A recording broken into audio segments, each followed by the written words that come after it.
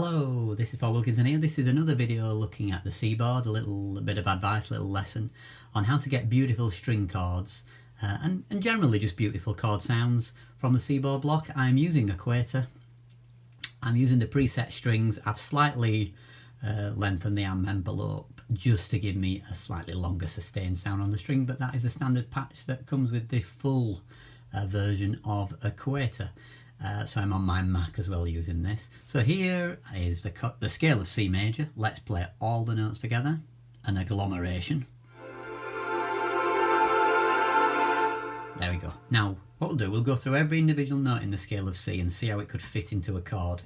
So here's the chord of C major, which I'm sure most of you will know, the C, E and G. Here's the chord of C minor, the C, E flat and G.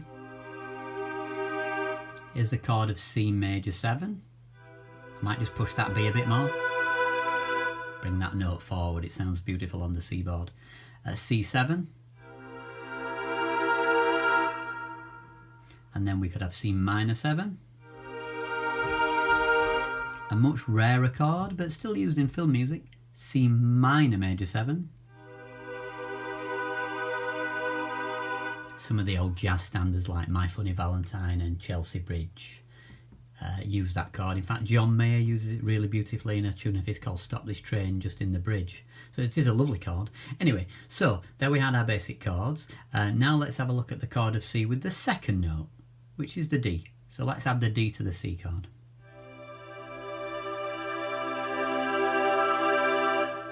They call that a C added 9 because I have added the 9, and the 9 is a floating note. It sounds like it's hovering. There is one more note actually in the scale of C, which I'll come to later, which is another floating chord. So you can then get combinations of that. So you can get C major 9, which is major 7 with the 9. I hope you can see that. And C9, then C minor 9. Then C minor major 9.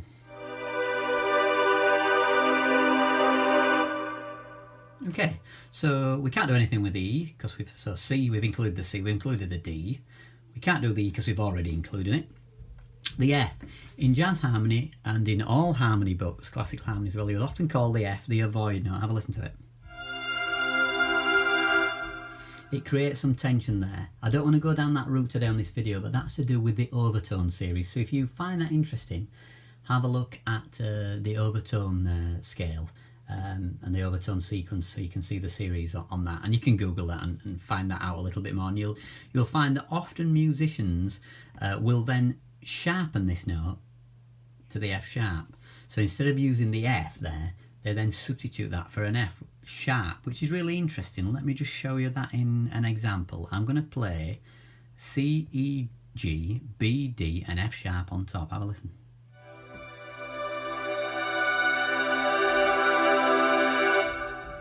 Now that's a beautiful chord.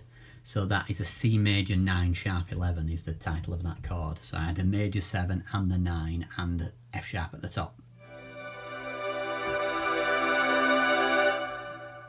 That sounds a little bit nicer than with the F in. Have a listen. It really depends what you want, doesn't it? But as I say, they can call that the avoid note.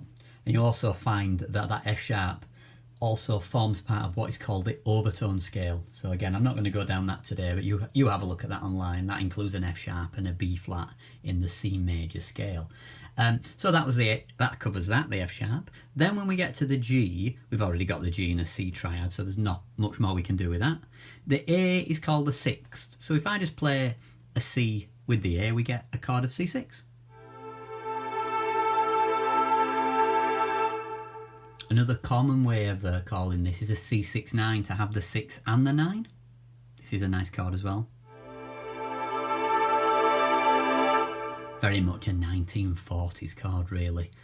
Things like All of Me, those old jazz tunes use that chord. Take the A Train and things like that. So there we have the A. Now, we can also call that a 13.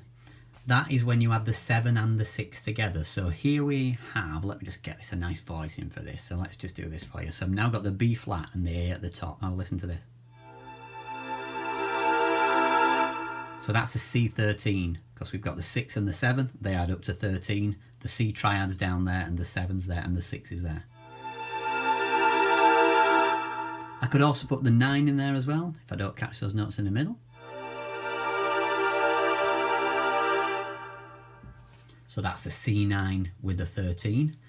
Thinking back early, do you remember the F, which we call the avoid note? Well, I could also put that in there as the F sharp. So I could have C, E, G, B flat, D, F sharp and A. This is a gorgeous chord, very dense. So here we go.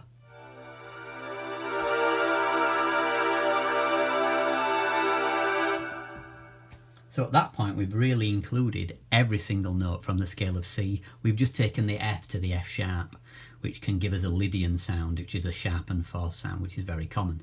So there we go, that's a little introduction to some of the chords when I've just picked out the notes from the scale of C. So basically we included every one of them, and different voicings will give you different results. So if we were doing, let's say, the 9 and the 13 there, we might just change the order, look, so that we get the E maybe there.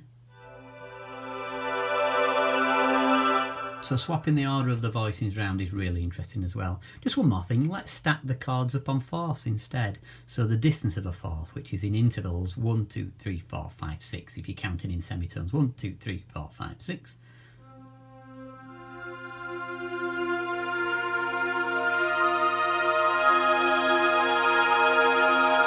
So that's the intervals of fourths. I hope that's been of help. So that's a little introduction to harmony, and I've used the string sound so you can hear how beautiful it sounds. Thanks for watching, please subscribe for more videos. Bye for now.